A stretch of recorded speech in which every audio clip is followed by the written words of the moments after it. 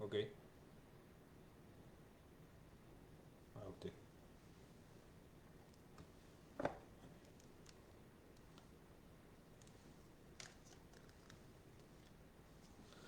Hola, ¿qué tal? Buenas noches. ¿Cómo están ustedes?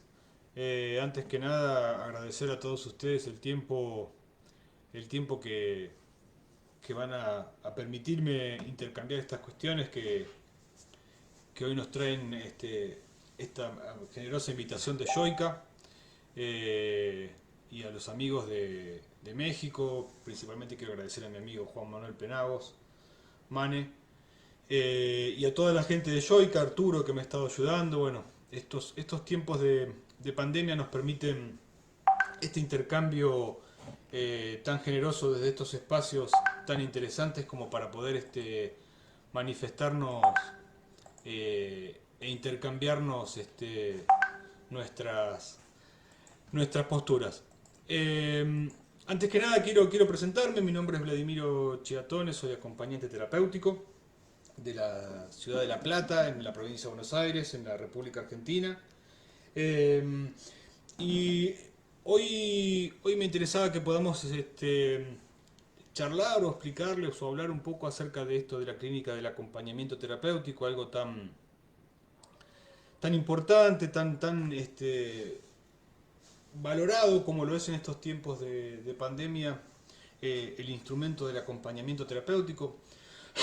Eh, para aquellos que no conocen el dispositivo o al menos lo intuyen, el acompañamiento terapéutico indefectiblemente ha sido una de las herramientas con mayor crecimiento en el campo de la salud mental en la República Argentina específicamente y en otros espacios que me interesaría ir comentando después. El acompañamiento terapéutico indefectiblemente nació en los finales de los años 60, principios de los 70, en un movimiento antimanicomial, en un trabajo de médicos que intentaban pensar y repensar la forma de tratamientos en espacios ambulatorios, y ahí fue creciendo un poco la figura del acompañamiento terapéutico. Como toda profesión ha ido modificando, ha ido evolucionando, ha ido transformándose en algo que en el día de hoy hablar de acompañamiento terapéutico es hablar de, de vulnerabilidad, de tratamientos específicos en distintas áreas, en distintos espacios. Pero cuando comenzó a trabajar el acompañamiento terapéutico estaba indefectiblemente atado a,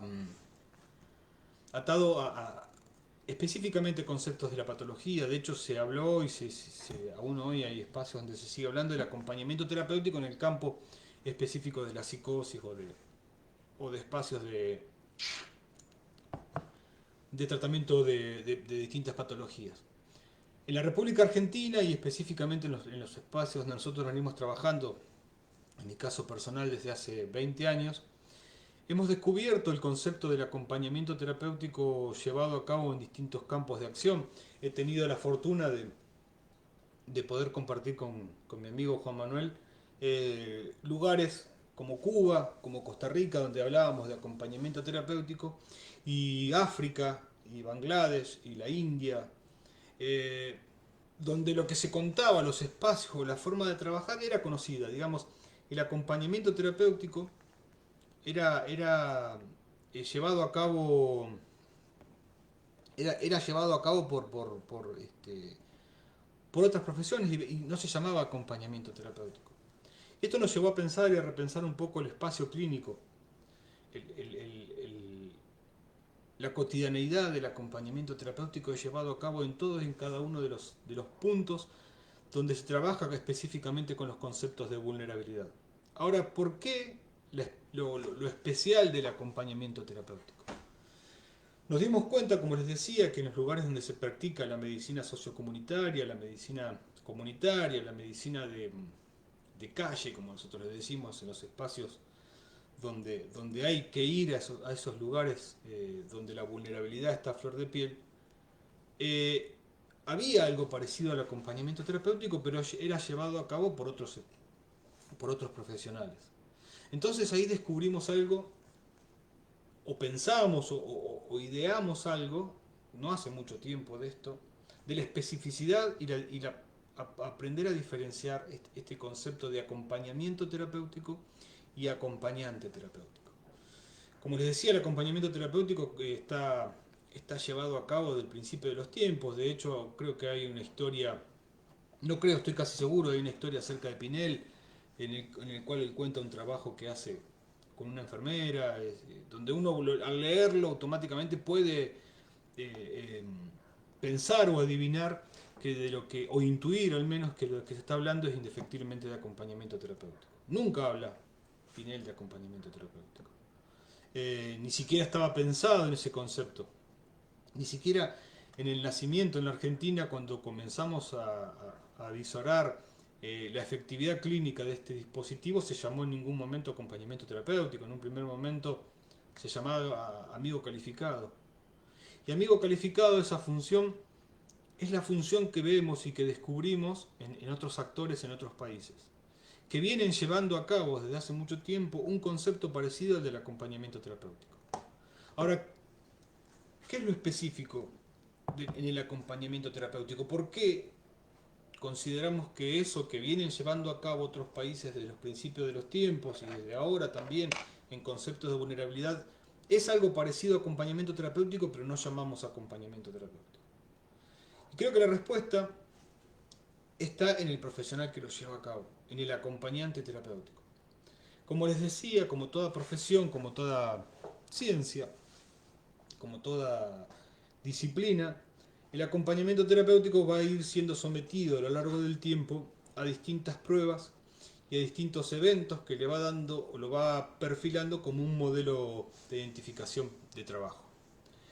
El acompañante terapéutico no nace junto con el acompañamiento terapéutico, sino que se va configurando ese rol, esa especificidad, ese trabajo que tiene que ver indefectiblemente con el trabajo interdisciplinario. No hay acompañamiento terapéutico hoy por hoy, no es concebible el acompañamiento terapéutico hoy por hoy, si no es a través de un trabajo interdisciplinario. Si no hay interdisciplina, no hay acompañamiento terapéutico, y esto es un concepto elemental. Hay una bibliografía específica que va trabajando a lo largo de la historia el acompañamiento y va contando. Podemos retrotraernos a los primeros libros, aquellos que se llamaron el acompañante terapéutico o el acompañamiento terapéutico en pacientes psicóticos. ¿Sí? Uno de los primeros libros que vio la luz en la República Argentina.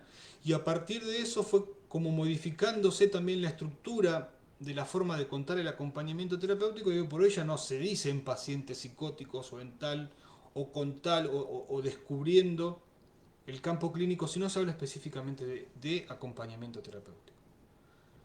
La formación, la especificidad del profesional del campo que nosotros trabajamos es lo que le da o lo que lo torna tan especial a esta profesión. Vamos a ir viendo cómo a lo largo de la historia fue necesario los cambios o modificaciones específicas como para que podamos hoy hablar de modelos o de tratamientos ambulatorios y después en conceptos de vulnerabilidad. No era concebible el acompañamiento terapéutico hasta antes de las luchas antipsiquiátricas, porque no es concebible un acompañante terapéutico en un contexto de encierro. Sí lo es si dentro de ese contexto de encierro se trabaja para su externación, pero no es concebible un acompañante terapéutico para la adaptación de una persona al encierro. Entonces no era concebible en aquellos tiempos la figura, ni la especificidad, ni era necesario siquiera un agente socializador como lo es el que estamos hablando.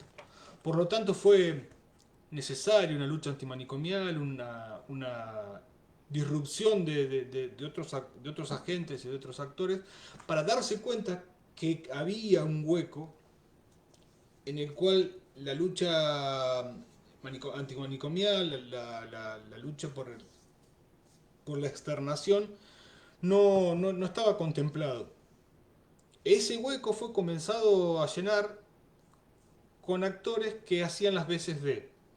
Como les contaba, en aquellos principios se llamó amigo calificado a un trabajo que se hacía de la clínica,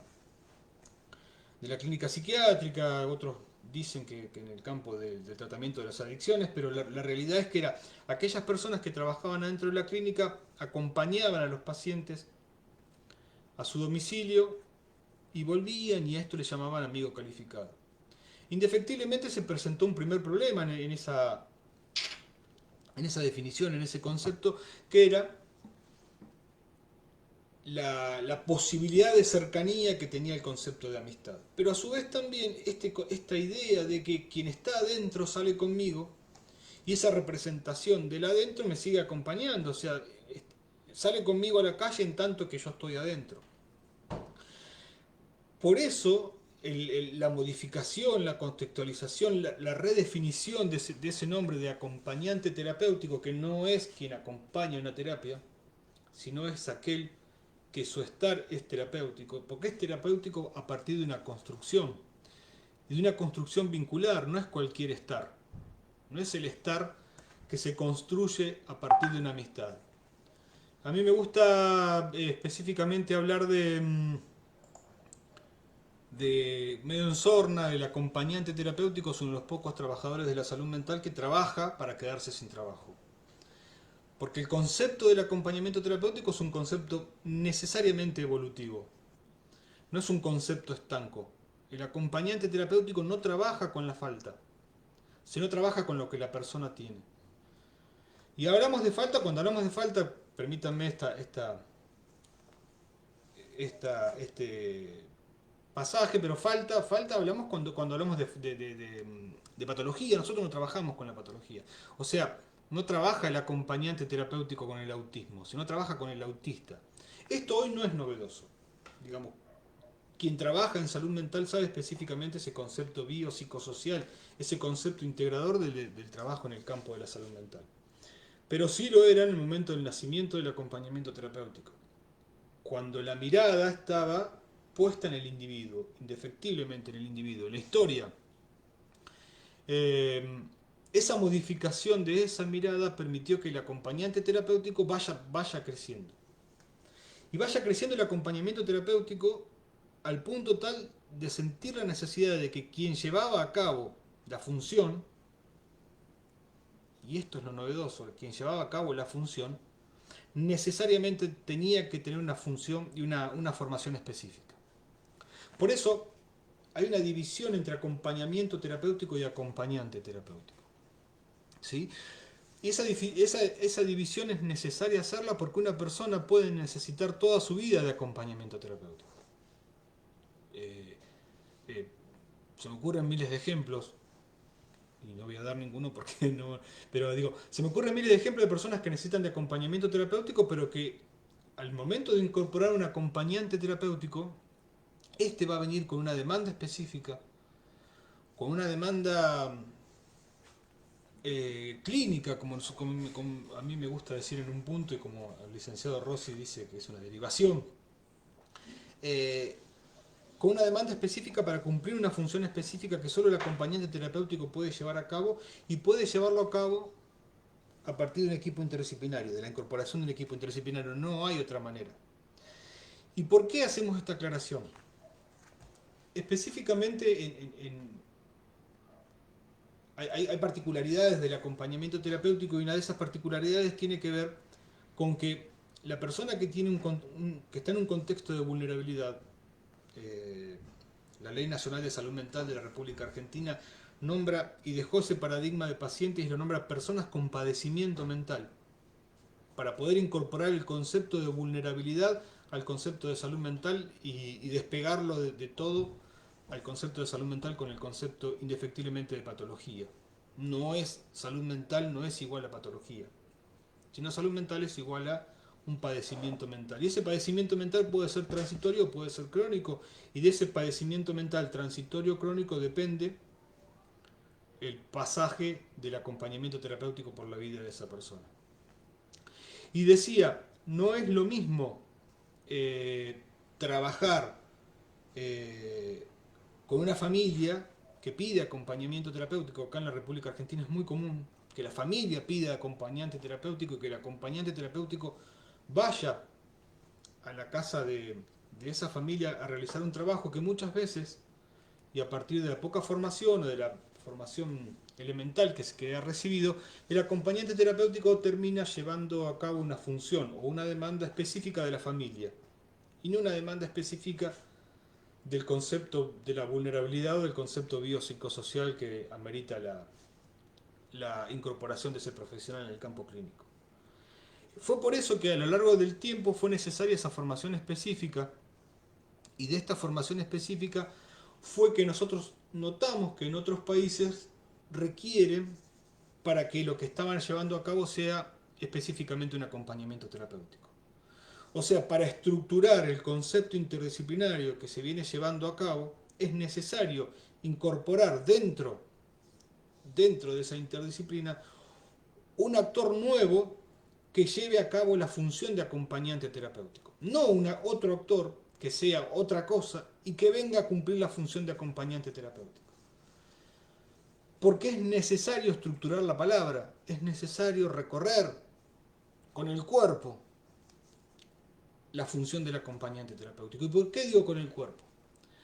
Hay muchos autores que han hablado acerca del acompañamiento terapéutico, explicado el acompañamiento terapéutico, dado posturas del acompañamiento terapéutico como eh, eh, se me viene a la mente ahora Gustavo Rossi, pero también Alejandro Chévez lo ha desarrollado más como el acompañante terapéutico como un concepto de extranjero, ¿sí? Esta función que cumple el acompañante terapéutico que va a otro lugar, a un espacio que no le es propio, con leyes que no le son propias, y que tiene que ser aceptado, y que esa aceptación indefectiblemente pasa por el establecimiento necesario de un vínculo. El acompañante terapéutico no trabaja si no es a través de la conformación de un vínculo. No trabaja si no es a partir de la aceptación de un otro y de esa construcción vincular que va realizando desde lo cotidiano. Trabaja específicamente desde la cotidianeidad. Y fíjense esta paradoja. Hablábamos hoy de la necesidad de un profesional que sepa ser acompañante terapéutico. Y el saber ser es la función específica que requiere el acompañamiento terapéutico, porque el saber ser acompañante terapéutico muchas veces implica el no saber. ¿A qué voy con esto? Y pongo este ejemplo.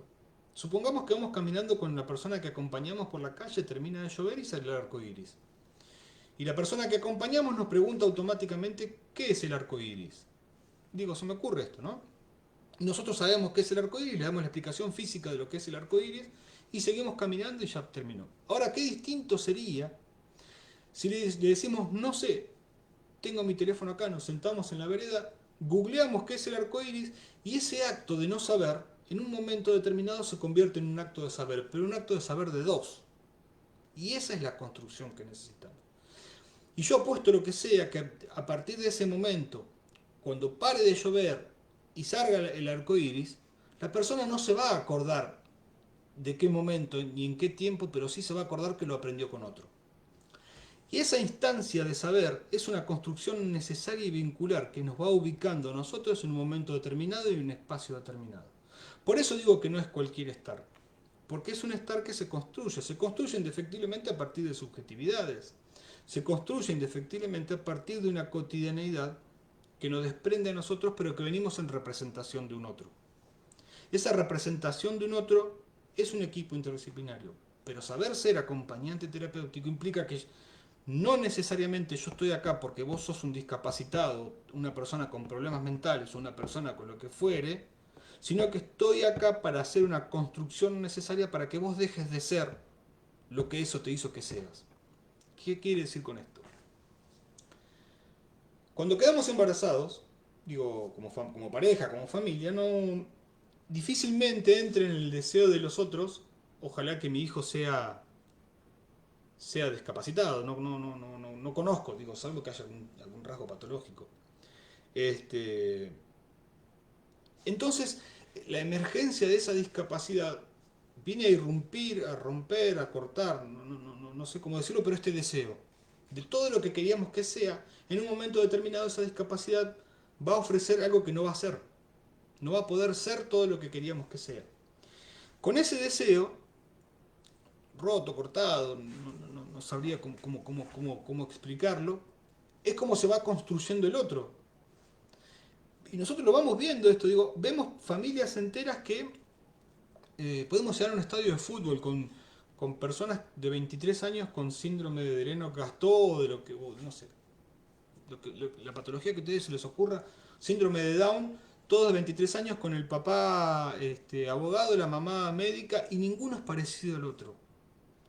Porque necesariamente lo biológico no construye, no constituye a la persona. Hay un concepto biopsicosocial. La historia, la historia de los que la historia de los que nos criaron, la prehistoria, nos antecede y en base a eso somos criados. Y es eso lo que vamos a trabajar nosotros como acompañantes terapéuticos. Por esto digo, esta construcción a nosotros nos va a permitir estar, y ese estar no va a ser un estar que modifique la estructura psicopatológica, pero sí va a ser un estar que modifique lo que el concepto psicopatológico hizo en esa persona. ¿No? Esta cosa de me ha pasado que mi hijo no salga a la vereda porque los vecinos le tienen miedo. Y después de mucho tiempo nos damos cuenta que los vecinos ni siquiera lo conocían al hijo. Quienes tenían miedo de que los vecinos le tengan miedo son los padres y quien sufría ese miedo era la persona a la cual acompañábamos. Juan Manuel, ¿el AT se inventa o se descubre? El AT se construye. Yo creo que el acompañamiento terapéutico se construye. Hay cuestiones elementales controversiales, al menos en mi experiencia, que es esto de decir, para ser acompañante terapéutico hay que tener vocación. Sí, efectivamente puede ser que tenga vocación, pero es necesario saber que el acompañamiento terapéutico, y esto por ahí es una pavada lo que voy a decir, pero que el acompañamiento terapéutico es un trabajo. ¿Por qué es necesario saber? Porque a partir de la vocación muchas veces se pide o se exige cosas que van mucho más allá de esa profesión por el simple hecho de decir es una vocación y lo hacen de corazón, lo hacen de alma. No tiene que ver con eso. Y esto tiene que ver por ahí con la pregunta que dice Juan Manuel, si se inventa o se descubre. Yo creo que el acompañante terapéutico, el acompañante terapéutico, perdón, se construye. Y en esa construcción, uno se va inventando, se va conformando, se va haciendo. Cada acompañamiento terapéutico que llevamos a cabo, los acompañantes terapéuticos, es un nuevo dilema, es un nuevo empezar.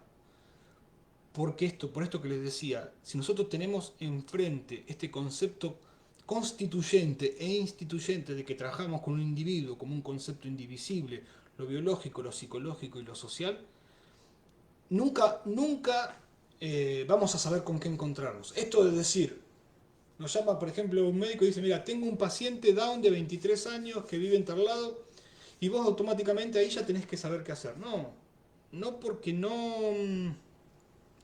no sabemos con qué nos vamos a encontrar, no sabemos qué historia hay detrás de esa persona, no sabemos qué medio social lo construyó, lo constituyó, cómo la mirada del otro fue haciendo de esa persona eso que hoy vamos a trabajar. Mariela Bordó dice, danos el concepto de lo familiar donde trabaja el AT. Mariela, ¿podés explicarme un poco más? La pregunta no alcanzo a entender. Marina dice que es un acontecimiento el diagnóstico de una discapacidad, en la llegada de un sujeto al mundo y una familia es a veces imposible meter. Claro, exactamente. Sí. Digamos, había un libro muy pero muy antiguo que me acuerdo acá en la Argentina lo había sacado la empresa Telefónica, que tenía que ver, era un libro que escribían los familiares de personas con discapacidad, ¿sí? Y ellos explicaban los momentos en los cuales pasaba la aceptación de la discapacidad, en un principio ese concepto de la culpa, que es algo parecido, por favor entiéndame esto, pero es algo parecido al diagnóstico de lo incurable, ¿no? El principio, la angustia, la culpa, el llanto, después el enojo y después la aceptación. Y nosotros como acompañantes terapéuticos tenemos que saber en qué momento específico de ese trayecto vamos a la vida de la persona. Y fíjese esta particularidad, y a esto iba también. Lo fantástico, lo maravilloso, lo piramidal del acompañamiento terapéutico es que el acompañante terapéutico va. No hay puesta en escena posible que se pueda sustentar a lo largo del tiempo ante un acompañante terapéutico, porque la familia no puede estar todo el tiempo simulando. Y esa es la herramienta fantástica que tiene la interdisciplina. El acompañante terapéutico va, o sea, esta persona con discapacidad, vamos a poner discapacidad, pero con vulnerabilidad, vamos a decirlo, que es el término que a mí me gusta, va al psicólogo, va al médico, va al traumatólogo, va a donde se imaginen, pero espera al acompañante terapéutico. Y ese es el concepto que yo había tomado hoy, que más o menos me olvidé. Eh, el concepto de trabajar lo cotidiano desde el acompañamiento terapéutico como extranjero, ¿no? ¿Por qué el extranjero? Porque nosotros tenemos que ser aceptados.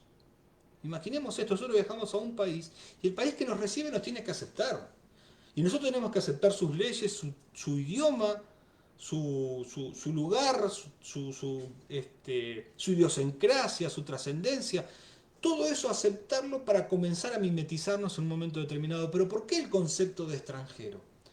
El concepto de extranjero es un concepto de alguien que está de paso. No es el concepto de aquel que pide ciudadanía. El concepto de extranjero es alguien que está, que va a un momento determinado, por un tiempo determinado y luego se vuelve a su lugar de estar. Y ese es el concepto del acompañante terapéutico. Y el paso del extranjero, bueno, México, lugares que son tan maravillosos que nos están escuchando, de Honduras, de un millón de lugares, reciben sistemáticamente extranjeros. Y ese extranjero que pasa deja una marca indefectible en los lugares donde pasa. Y modifica específicamente los lugares donde pasa. Hay gente que dice, me encanta recibir extranjeros porque aprendo un montón. Y el concepto del acompañante terapéutico es eso, es pasar para modificar algo, pero pasar. Si el acompañante terapéutico se queda, así como si el extranjero se queda, cambia automáticamente su denominación, ya no es extranjero, es un ciudadano. El acompañante terapéutico que se queda deja de ser acompañante terapéutico para transformarte en otra cosa, no sabemos bien qué, pero no es acompañante terapéutico. Así como es necesario que el acompañante terapéutico sea alguien formado en acompañamiento terapéutico, que no tenga una doble nacionalidad, digamos. Porque es en la formación específica del acompañante terapéutico donde se aprende la técnica del acompañamiento, que es la observación. Ni más ni menos que eso. Hace 20 años que formo acompañantes terapéuticos y he tenido excelentes alumnos que han sido estudiantes avanzados de psicología. Y al momento de la supervisión elemental, un mundo fascinante, la supervisión porque es otro espacio, otro lugar, otra textura que se le da al acompañante terapéutico cuando contamos lo que hacemos y hacemos circular la palabra. En esos espacios de supervisión me daba cuenta de algo, que no podían frenar. El estudiante avanzado de psicología o el estudiante avanzado de otra carrera no podía frenarse en la observación. Tenía que seguir un poquitito más para poner su saber, que no era el saber del acompañante terapéutico, en juego en esos espacios. Y esto que decía Chévez, que a mí me encantó, que Juan Manuel no está tan de acuerdo muchas veces con esto que digo, pero esto que decía Chévez es, el acompañante terapéutico pone el cuerpo más no la cabeza en el acompañamiento terapéutico. Y yo veía que los otros actores ponían la cabeza en tanto que su intelecto en el acompañamiento terapéutico. Y que pasaba, esto trascendía el campo clínico e iba a los espacios de la interdisciplina. Había dos psicólogos y uno hablaba de psicología y otro hablaba de acompañamiento terapéutico, pero los dos en el mismo idioma. Y el acompañamiento terapéutico jamás era hablado por un saber que le correspondía. Era siempre contado en otro idioma. Creo que María dice, Jessica Vidal Herrera, ¿cuáles son las técnicas del acompañamiento terapéutico? La técnica del acompañamiento terapéutico, Jessica, si me permitís decirlo desde mi experiencia, es en una primera instancia, van por tiempos. O sea, nosotros decimos, comencé un acompañamiento terapéutico, pero al minuto cero del acompañamiento terapéutico no estamos haciendo acompañamiento terapéutico. Es necesario para el acompañamiento terapéutico establecer un vínculo. Pero para establecer un vínculo hay que saber dónde posicionarse. Hay que saber cómo se juegan esas cosas. Digamos, este concepto, insisto con esto que me encanta, el concepto del extranjero.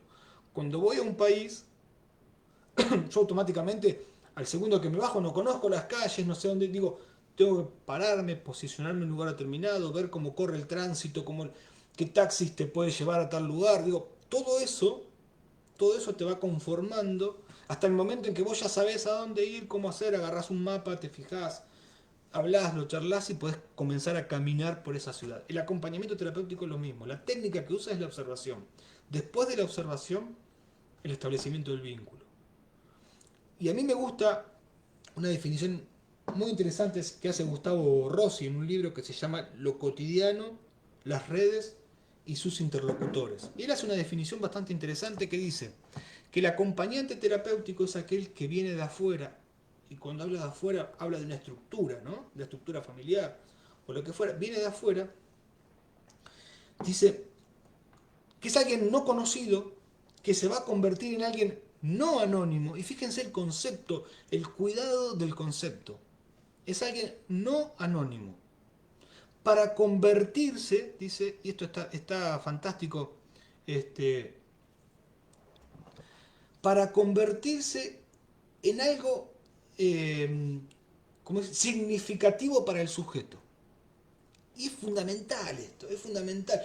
Esta postura que dice Gustavo en el cuidado, en la especificidad que pone, dice, alguien no anónimo que se va a convertir en alguien significativo para el sujeto. Cuando hablamos del sujeto, es la persona que vamos a acompañar.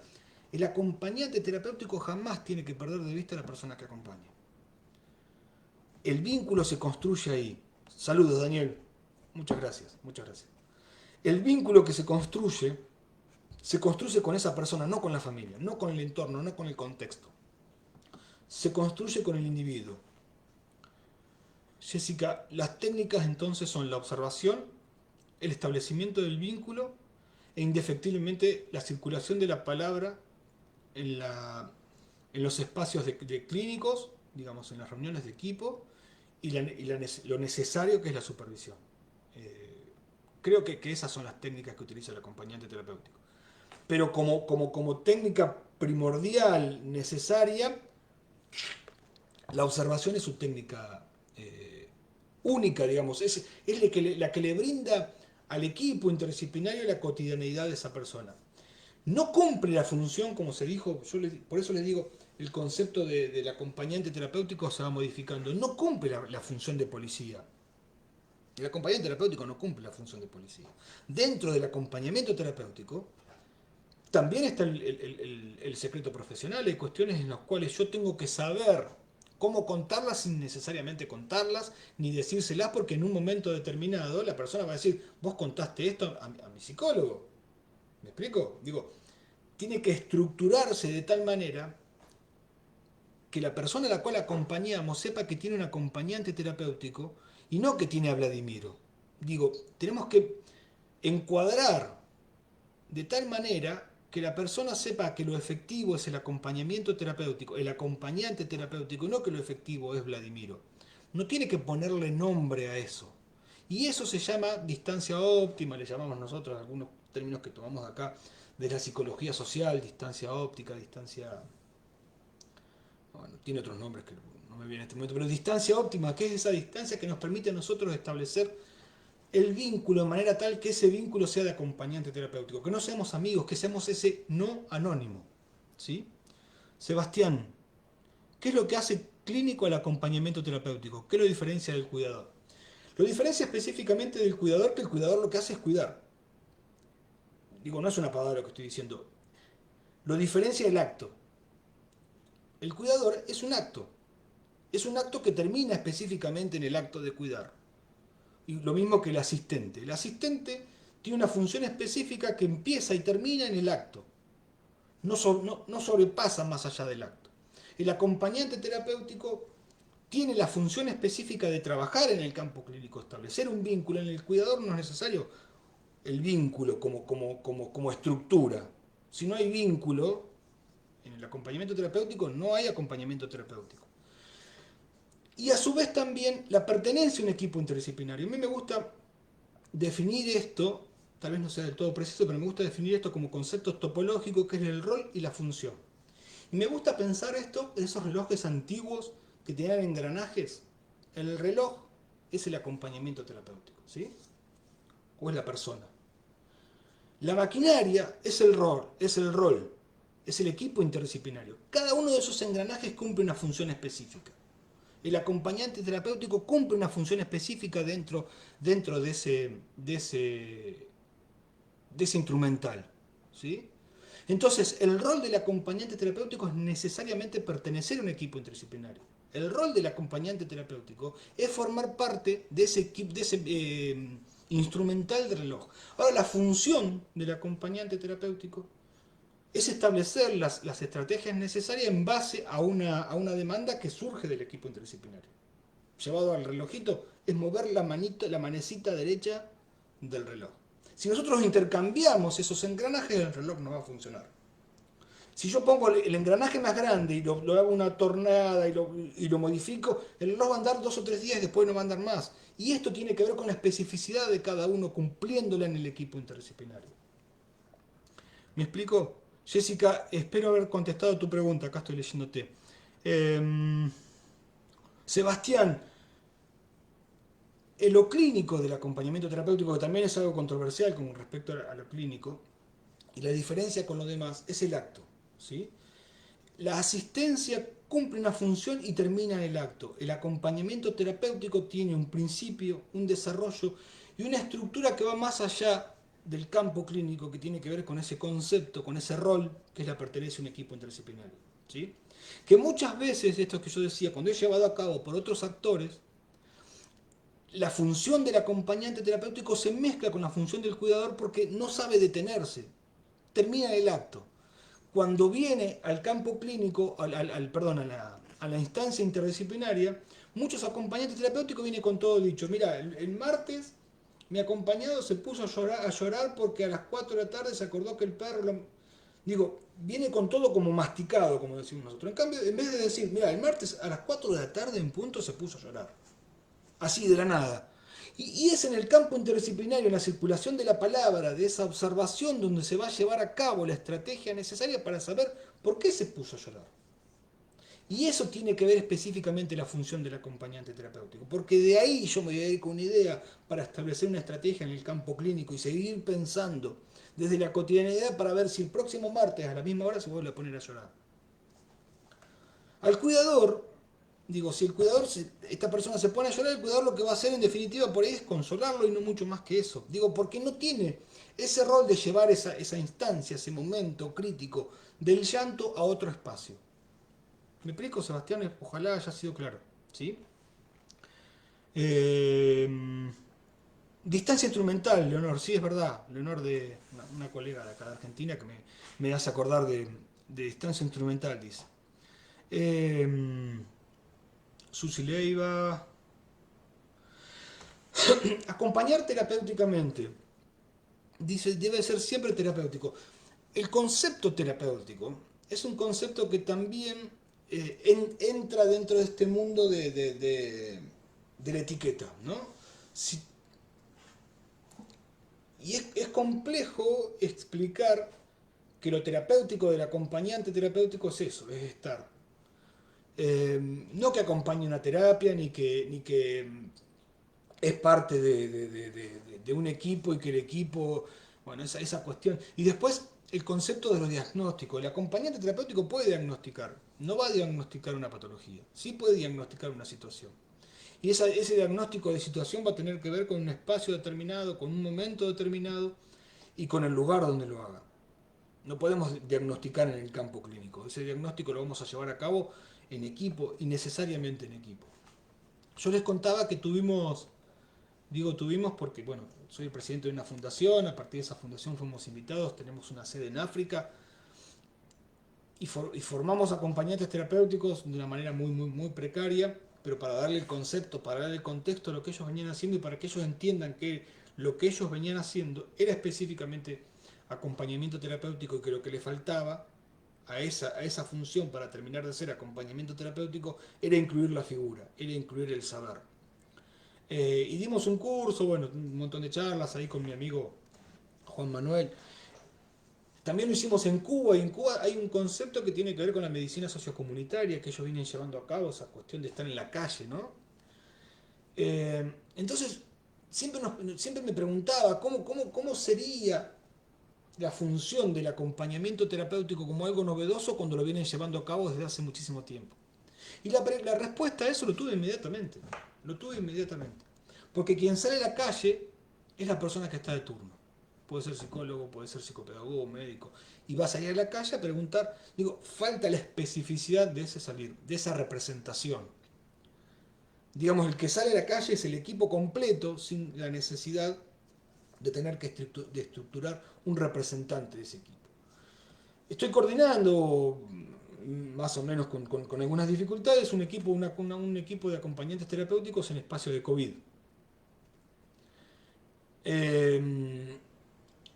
Y la respuesta que obtuve fue fantástica, es decir, el concepto económico del acompañamiento terapéutico, y esto tiene que ver como algo fundamental también. Lo dijeron como algo exagerado, pero me encantó decir, un equipo con 20 acompañantes terapéuticos son 20 equipos, porque son los ojos del equipo interdisciplinario en el campo clínico. Y eso me encantó, me pareció algo fantástico porque definió en muy pocas palabras el rol y la especificidad del acompañante terapéutico. Nati, no. El acompañante terapéutico no es como una muleta imaginaria, porque la muleta es un sentido de prótesis. La muleta, como toda prótesis, trabaja sobre la falta. ¿Me explico? Trabaja sobre la falta. Y nosotros no trabajamos sobre la falta, trabajamos sobre lo que va a ser constituido, sobre lo que la persona va a estar. Una muleta va a ser necesaria toda su vida. El acompañante terapéutico no. La muleta es el concepto asistencial, digamos, en la vida de la persona, lo que hace completar. El acompañante terapéutico no completa, el acompañante terapéutico lo que hace, y si se me permite esta palabra, digo, es transformar, la transformación, la aceptación del contexto. He tenido pacientes, como yo les contaba, que la familia me decía que no salga a la calle porque el vecino le tiene miedo. Salir a la calle y darme cuenta que el vecino ni siquiera lo conocía, y a partir de ese concepto, después de mucho tiempo de trabajo, la familia se iba de vacaciones con la persona que antes no dejaba ni siquiera salir a la vereda. Digamos, esta persona en ningún momento dejó de tener la patología que tuvo desde el primer día que yo entré a trabajar. ¿Sí? Con la modificación, y esto es elemental, con la modificación de que cuando nosotros entramos a trabajar, esta persona llegó a tener 29 convulsiones por día.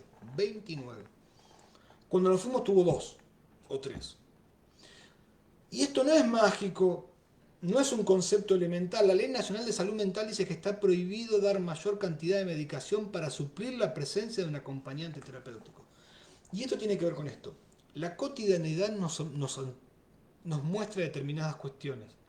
Nos muestra conceptos que tienen que ver con lo dinámico de la familia. Y muchas veces las convulsiones le daba ante determinadas situaciones de estrés. Cuando lo obligaban a comer, cuando lo obligaban a hacer determinadas cuestiones, cuando lo llevaban a lugares donde no quería estar. Esta persona no hablaba, entonces convulsivaba. Y ese era y por eso bajó al monto mínimo necesario que su organismo necesitaba para descargar la convulsión. Por eso digo, no es una muleta, porque la muleta es algo que va a necesitar de por vida. El acompañante terapéutico tiene que ver con otra cosa. Tiene que ver por ahí, con si una persona, digo, en el contexto de la muleta, ¿no?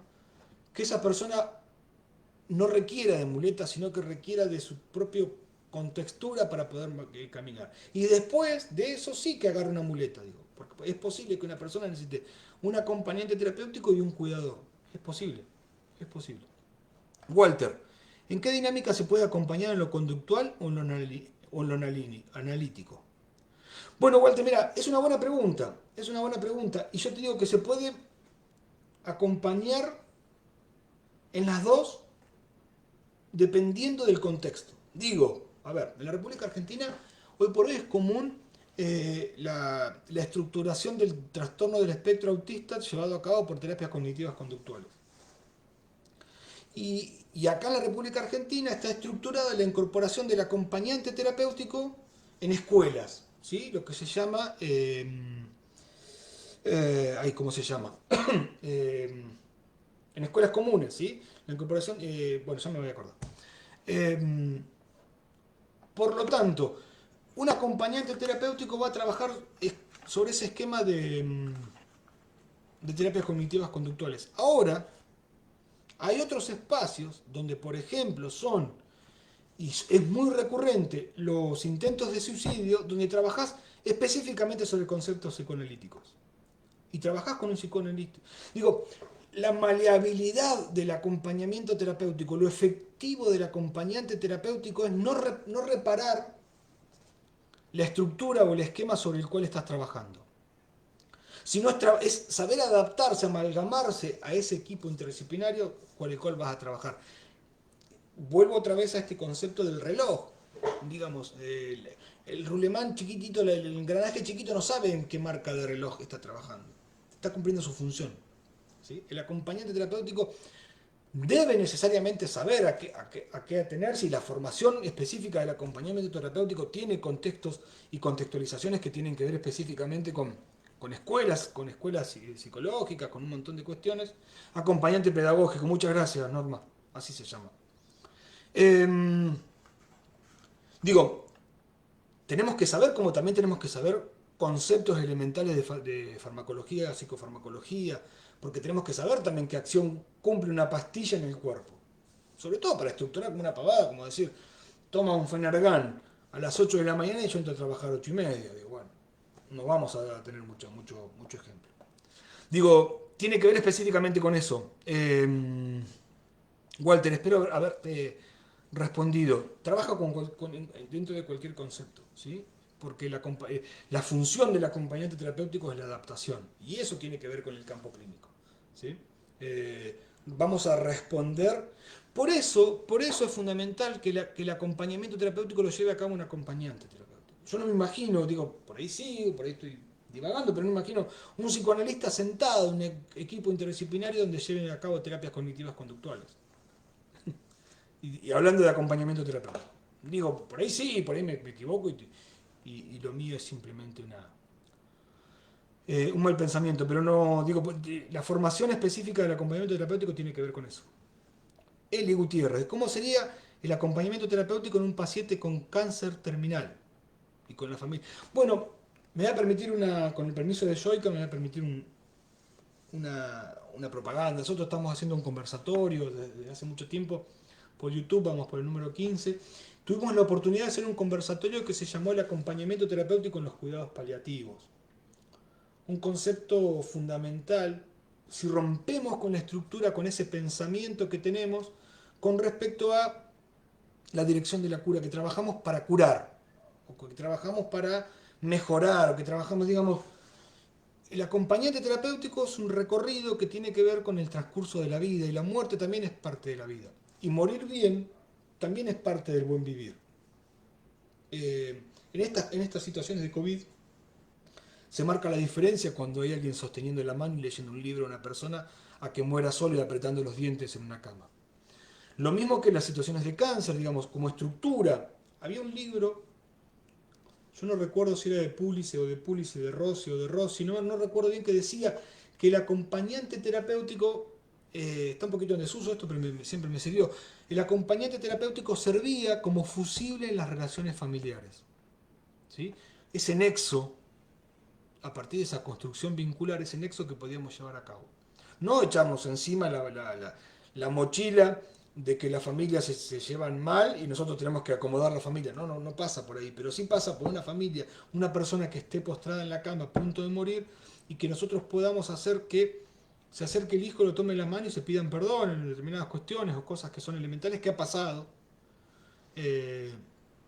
Y el trabajo del acompañante terapéutico en conceptos terminales tiene que ver con eso, con el buen morir, que es parte del buen vivir también. Camilo Aldao. Marcela, oyendo por favor que quede este Face en vivo. A veces la familia, dice Cristina, que a veces las familias son prejuiciosas y con el propio familiar que necesita una T, lo mejor es establecer un vínculo personal con quien acompañamos. Bueno, el prejuicio es parte de la historia.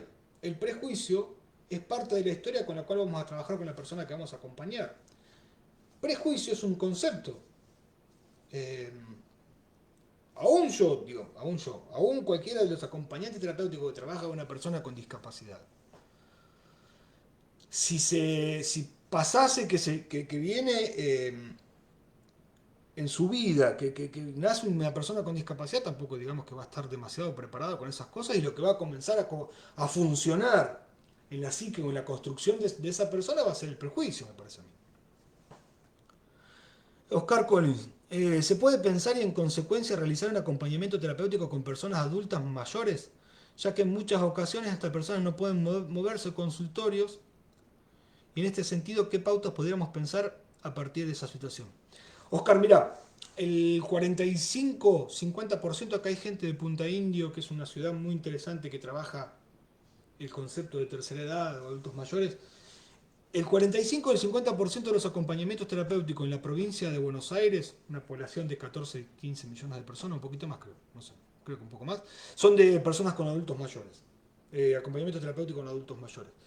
Con patología o adultos mayores sin patología. Durante mucho tiempo los adultos mayores se llamaba o se contrataba un cuidador que simplemente estaba ahí, veía que no se caiga, nada. Y la vida de esa persona pasaba con un envejecimiento, esperando la vejez, esperando la muerte, si queremos ser rudos. O si no, se los internaba en un geriátrico, en un hogar, no sé cómo lo llaman.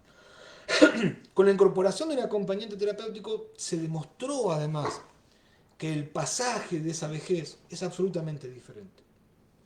Es diferente también el acompañamiento terapéutico porque ahí tiene que ver con una aceptación de lo ineludible, ¿no? Hay una cuestión. Pero el acompañamiento terapéutico con un buen equipo interdisciplinario en adultos mayores es excelente y tiene excelentes resultados. De hecho, te digo esto, hay personas que han optado por sacar a sus papás del geriátrico y poner un acompañante terapéutico. Lo que tiene el acompañamiento terapéutico no se puede hacer 24 horas por día, porque sí pasa a ser un cuidador. ¿Sí? El acompañante terapéutico, dentro de ese concepto interdisciplinario del acompañamiento terapéutico, hay que incorporar necesariamente un cuidador, una persona que se quede de noche, y sí estructurar específicamente y encuadrar específicamente la función del acompañante terapéutico. ¿Sí? Que pasa lo mismo o algo más o menos parecido con el acompañante terapéutico en la escuela, hay que saber cómo estructurarlo. Porque pasa que a veces estamos en la escuela y las maestras piden que los acompañantes terapéuticos le cambiemos el pañal. Y no hay vínculo posible cambiando un pañal. No hay vínculo posible. Porque el cambio del pañal significa un acto. Y si nosotros nos llaman simplemente para cambiar el pañal, nos llaman simplemente para un acto. ¿Sí? Y el acompañante terapéutico no es acto puro, no es el acto, sino que tiene trascendencia de ese acto. ¿Se entiende? Eh, no todo acompañamiento es terapéutico, ¿no? Eh, no todo acompañamiento es terapéutico. Sí todo acompañamiento terapéutico es terapéutico, ¿no? A ver si esa puede ser más o menos la idea. Inés Díaz, muchas veces, de las veces se piensa que la T en muchas cosas como un enfermero, un cuidador, bueno, ya dijimos eso. Con adaptación, ¿lo piensas desde el concepto de adaptación activa de Pigeon Rivière? Sí, sí, podría ser. Sí, podría ser. Lo pienso, puede ser, sí. Sí, desde el concepto de una adaptación activa. Sí. Lo pienso más también como esa cuestión que tenía Pigeon Rivière como un concepto de biopsicosocial y como concepto de resocialización. ¿Sí? Tiene que ver más por ahí con eso, Luciana. Sí, puede ser por ahí. Raúl, creo que contesté antes, cualquier cosa me decís. ¿El AT se puede pensar en casos no paliativos? Sí, claro. Sí, sí, sí. De hecho, bueno, como les decía, el acompañante terapéutico a medida que su efectividad fue siendo aún más demostrada, nosotros normalmente cuando yo comencé a trabajar, el inicio del acompañamiento terapéutico era por lo general con personas de 40 a 45 años. Y específicamente con patologías marcadas, y el llamado era para trabajar con la patología. Hoy por hoy, el Ministerio de Educación de la provincia de Buenos Aires se vio obligado a conformar una resolución específica para la incorporación del acompañante terapéutico en escuelas. Y estamos trabajando con algunas obras sociales para la incorporación del acompañante terapéutico en lo que llama, creo que ustedes lo llaman el kinder, acá le llamamos jardín de infantes. Bueno, digamos, cuanto más temprana sea la incorporación del profesional acompañante terapéutico, más efectivo es el acompañamiento terapéutico y más efectivo es el concepto de resocialización de esa persona. Sí, gracias Gaby. El rol lo definimos nosotros como AT, dice María Guadalupe González Macía. El rol lo define el equipo interdisciplinario, sí, la incorporación, digamos. Es muy común en supervisión encontrar el concepto de yo trabajo para el equipo, ¿no? Yo trabajo para, y la reformulación de eso es yo trabajo en, no, ni siquiera con, trabajo en el equipo, soy parte del equipo interdisciplinario. No es el equipo interdisciplinario que estructura las estrategias, sino para qué estaría nuestro saber. Si alguien nos tiene que decir qué hacer, ¿para qué sería nuestro saber? ¿No? No hay mucho más que eso, que el saber estructura la acción, digamos. Si nosotros estamos ahí es porque somos un profesional capacitado y formado. Creo que ahí decían, alguien preguntaba dónde se formaba un acompañante terapéutico. Difiere. Ahora, gracias a Dios, en Costa Rica va a comenzar a dictarse la formación específica de acompañamiento terapéutico. Aquí en la República Argentina hay varias ciudades y provincias. Bueno, difiere. Hay que saber desde qué ciudad lo preguntan, desde qué país, y ahí se puede contestar esa pregunta, ¿sí? Mirta, ¿cuántas horas puede trabajar máximo una T? ¿Cuántas horas puede trabajar máximo una T? ¿Cuántas horas puede soportar una T trabajando? Podría ser la pregunta. Eh, no sé, no me atrevo a preguntar, a responder eso porque tiene que ver con lo pesado del caso, con la estructuración del caso, con la forma, con los espacios, digamos. Es difícil trabajar dentro de un manicomio, trabajar dentro de una clínica psiquiátrica privada, un manicomio del Estado, o en una casa, o en un hogar, o en la calle, una escuela, digamos, tiene que ver con eso, ¿no? Con esto que decía Chévez, cuánto tiempo podemos soportar nosotros un acompañamiento terapéutico poniendo el cuerpo y no que poco a poco se nos vaya la cabeza en ese acompañamiento terapéutico, ¿no? Tiene que ver con eso. El cambiar de pañal no es parte de nuestra incumbencia, más allá de la connotación. No, claro, sí, Federico, sí. ¿Algún libro de casos clínicos e intervenciones? A ver, Marcela Lima. Para recomendarme, me interesan las infancias. Hay un libro interesante sobre infancia. Yo ya les digo, el libro de Gustavo Rossi habla de infancia, vejez, tiene que ver con la especificidad, no de intervenciones. Hay un libro de dos autoras que se llaman Goyeneche y Piccinini que hablan del acompañamiento terapéutico en la infancia. Goyeneche y Piccinini se llama. Creo que lo pueden googlear y ahí se puede comprar online, me parece, Marcela. ¿Qué convergencias y diferencias encuentra entre el acompañamiento terapéutico y el psicoanálisis?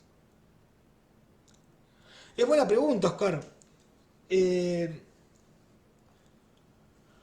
la diferencia es la acción, la diferencia es la estructura de la profesión, la diferencia es la observación y esa observación compartida a partir de una construcción del vínculo. En psicoanálisis se llama transferencia y creo que transferencia va mucho más allá del concepto de vínculo, ¿sí? Eh, y la convergencia, muchísimas. De hecho, nosotros nos formamos con estructura psicoanalítica. En la República Argentina, los libros más importantes de acompañamiento terapéutico fueron escritos por psicoanalistas, psicólogos psicoanalistas. Nosotros aprendimos acompañamiento terapéutico con citas de Freud, sin que Freud haya dicho una sola palabra jamás sobre acompañamiento terapéutico, por lo cual, digamos, hay estructuras, hay convergencias.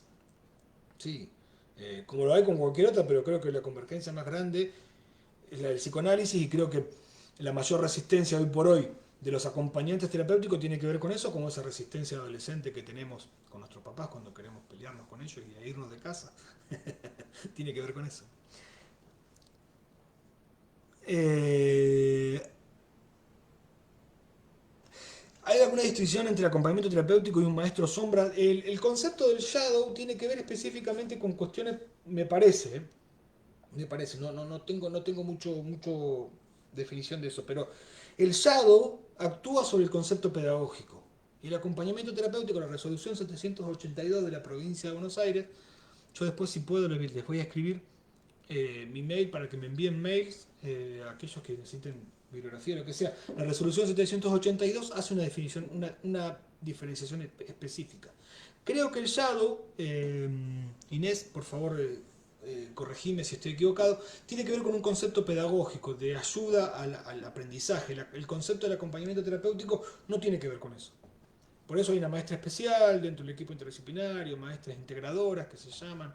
El acompañante terapéutico es llamado para trabajar en una escuela común para que para trabajar la resocialización de esa persona en el lugar donde va a ser alojado. Tiene que ver específicamente con eso. Nadia Morales, acompañar desde la virtualidad hoy es un gran desafío. Hemos descubierto el concepto de la presencia, pero lo que pasa es que acompañar, y esto, si me permiten, voy a hacer otra propaganda. Va a haber un congreso de APSA, de la Asociación de Psiquiatría, dentro de mucho tiempo, donde estamos con Juan Manuel, con Gustavo Rossi, con Jessica Milet, con Silvia Alderete, hablando específicamente de esto. La construcción del cuerpo en el acompañamiento terapéutico, ese cuerpo que tiene que ver con el estar. Lo virtual nos devuelve una imagen y esa imagen en nosotros recapacita en tanto en cuanto conozcamos esa imagen. O sea, el efecto de lo que nos devuelve lo virtual indefectiblemente tiene mayor trascendencia si conocemos lo que está del otro lado. No digo como cualquier acompañamiento terapéutico, si no hay vínculo es imposible el acompañamiento terapéutico. Sostener el acompañamiento terapéutico de lo virtual sí está bueno. Ahora, acompañar terapéuticamente, iniciar un acompañamiento terapéutico de lo virtual me parece, desde mi concepto, un poco complejo. Rebeca, muchas gracias. El AT sería el hilo conductor que ayuda a tejer y reforzar el trabajo del equipo interdisciplinario. Claro, Liliana, sí, sí, es ese concepto, ¿no? El interlocutor, esa idea, ¿no? El hilo conductor. De hecho, muchas veces están los conceptos de interdisciplina, transdisciplina, conceptos un poco más complejos, como más turbios, pero sí el acompañante terapéutico muchas veces es el hilo conductor entre los integrantes del equipo interdisciplinario. Es quien lleva esa necesidad de construcción. ¿Sí? Eso es lo interesante. Shadow sería como un andamiaje en la zona de desarrollo, claro. El acompañamiento terapéutico sería como un andamiaje, sí, el concepto de Vygotsky, claro, sí, está bien. Sí, hay una diferencia, Antonio. Sí, sí, sí, sí. El acompañante terapéutico tiene que ver con un concepto de andamiaje social. Sí, sí. Sí, tiene que ver con una cuestión más. De hecho, creo que en España hay una idea parecida al acompañamiento terapéutico, por eso el acompañante terapéutico tiene que buscar medios vericuetos. En Centroamérica el concepto del shadow también está vigente. Creo que en Costa Rica también, y cuando estuvimos allá con Jessica Miret, quien va a llevar ahora la formación de acompañante terapéutico a Costa Rica, trabajamos en algunas de esas cosas. Inés Díaz, sí, es más mencionado en psicología educativa en función de un maestro sombra, en psicología clínica casi no se menciona, pero había esa disputa si era lo mismo. No, no, no, no, no, no. Que creo que, y con esto termino porque ya estamos casi una hora pasada, la verdad que le agradezco muchísimo, fueron absolutamente amables esta interlocución, esta forma de contactarnos, la verdad que nos hace más cercanos. Les voy a anotar acá el mail de la fundación para que me envíen lo que quieran y yo a partir de ahí pueda devolverles si sé, si no lo investigamos, lo que ustedes quieran. Eh, iba a decir algo. Bueno, nada, que el acompañamiento terapéutico y el futuro del acompañamiento terapéutico es tan promisorio partiendo, digamos, desmembrando este concepto y yendo más al concepto de vulnerabilidad. No me gusta hablar muchas veces de la contracara de la resiliencia porque muchas veces el concepto de resiliencia, acá hay un psicoanalista, Jorge Alemán, que resiste un poco el concepto de la resiliencia, pero somos constructores en definitiva de una modificación y esa modificación necesariamente requiere de un vínculo. Si no hay vínculo no hay modificación posible porque todo lo demás es como una medicación que se da medio de prepo. Si no hay construcción vincular, actuamos de una sola parte y y no queda en el otro, sí, ahí actuamos como una muleta. Les agradezco un montón a Yoica, espero haber sido útil, al menos un poquito en esto de poder hacer de propalador de algo que me apasiona muchísimo, que es el acompañamiento terapéutico, a quien le debo grandísimos amigos y espero contarlos entre ellos a ustedes. Y una vez más agradecerle a Yoica, a Juan Manuel por estar siempre, y a mucha gente querida de México que ahí vi que me estaban saludando, así que muchísimas, pero muchísimas gracias. Seguimos en contacto. Gracias a todos, de verdad.